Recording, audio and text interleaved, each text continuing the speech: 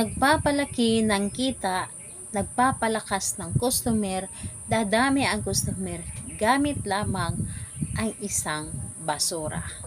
Hello mga guys, kumusta kayo? Panibagong araw, panibagong video na naman tayo, and sa araw na ito ay isa na namang video ang aking ituturo sa inyo na simpleng gabay o simpleng pamamaraan na makakatulong sa atin. At bago ang lahat, gusto ko lang mag-disclaimer sa mga taong hindi naniniwala at hindi gusto ang mga kagaya nitong video. Please skip this video and maghanap kayo ng videos na gustong gusto nyo, dahil ang video na ito ay para lamang ito sa mga taong naniniwala and gusto mag-try. Sa lahat po ng mga nagko-comment dito sa aking video dito sa loob ng aking channel, mag-ingat sa lahat ng mga nagre-reply sa inyo na dinadala kayo sa kanilang WhatsApp in Imo app upang makaiwas po tayo sa scam. Ngayon po ituturo ko sa inyo paano lalaki ang ating kita sa araw-araw sa ating mga tindahan, sa ating mga negosyo, at nagpapadami ng customer. Ituturo ko sa inyo ang simpleng pamamaraan lamang na kahit anong oras ay pwede ninyo itong gawin.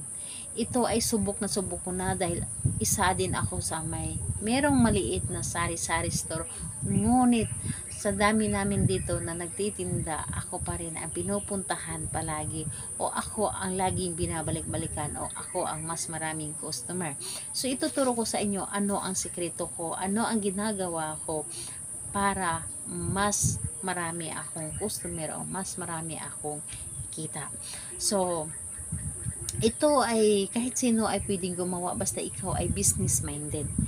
Ikaw ay business minded or meron kang negosyo sa loob ng inyong bahay, o sa inyong bahay, meron kayong maliit na sari-sari store, meron kayong maliit na kainan, o di kaya kung anong klaseng negosyo na meron kayo.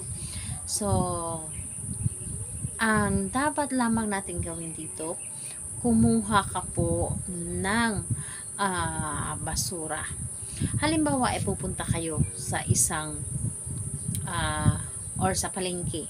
Pupunta kayo sa palengke na nakikita ninyo na napakaraming tao or marami silang customer. So nakikita ninyo na maraming customer ang tindahan na yun, or kahit anong klaseng tindahan, pwedeng kainan, pwedeng sari-sari store, pwedeng bakery, basta nakikita ninyo na marami silang customer. So pumunta ka sa tindahan na yun na maraming customer at kumuha ka doon ng isang piraso ng basura. Kumuha ka ng isang pirasong basura, kahit yung mga cellophane or yung hindi nabubulok, okay na yung cellophane, or di kaya mga plastic bottle, pero mas maganda yung mga cellophane. So ang cellophane kasi hindi ito nabubulok kaysa mga papel or mga kahit anong klase, or mga plastic bottle. So plastic bottle kasi maaari itong kunin ng kasamahan ninyo sa inyong bahay at ito ay itapon. So mga cellophane, kahit isa lang, cellophane po na nanggagaling sa basurahan ng tindahan na yon. Halimbawa pumunta kayo ng mga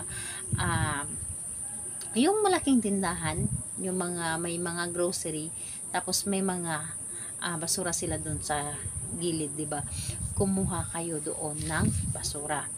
And ayun, kumuha kayo doon ng basura, isa lang, cellophane lang. And ang gagawin mo doon, kunin mo at dalhin ninyo sa inyong bahay. Ang gagawin mo doon, kung meron kang kainan or meron kang tindahan, ilagay mo ito doon sa gilid or sa loob na inyong tindahan, doon sa gilid. Ilagay ninyo doon sa gilid and hayaan ninyo doon. At yung gilid na hindi makikita or hindi kukunin ng kasamahan ninyo sa bahay, ilagay ninyo doon. Asahan ninyo, dadami ang customer ninyo. Yung tipong sunod-sunod dito sa amin, halos hindi kami makakakain, dahil pagkakain pa lang kami, yung customer namin ay sunod-sunod po. Talagang kailangan namin na merong isang kakain para pagkatapos kumain yung iba, merong magbabantay sa aking maliit na sari-sari store.